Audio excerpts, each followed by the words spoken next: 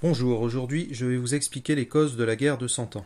Le roi Philippe IV le Bel a eu trois fils, Louis X le Hutin, Philippe V et Charles IV. Sa succession paraissait donc assurée. C'est pourquoi il eut la fausse bonne idée de donner en mariage sa fille Isabelle au roi d'Angleterre Édouard II, afin de consolider, pensait-il, la paix avec l'Angleterre. Malheureusement, les fils de Philippe le Bel meurent l'un après l'autre sans laisser d'héritier. C'est donc Édouard III, fils d'Isabelle et d'Édouard II, qui devient le seul héritier de Philippe le Bel. Le roi d'Angleterre se retrouve donc roi de France. Mais les barons de France, les grands seigneurs français, ne sont pas d'accord. Ils font appel à des juristes, des spécialistes des lois, pour trouver une solution. Ceux-ci inventent la loi salique, qui prétend qu'une femme ne peut gouverner le royaume de France, ni transmettre directement le trône. Puisque Édouard III descend de Philippe le Bel par sa mère, il ne peut devenir roi de France.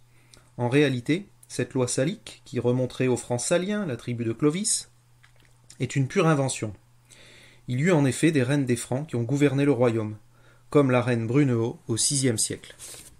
Les seigneurs français choisissent donc comme roi de France Philippe VI de Valois, neveu de Philippe le Bel, en 1328. Mais les Anglais refusent ce choix.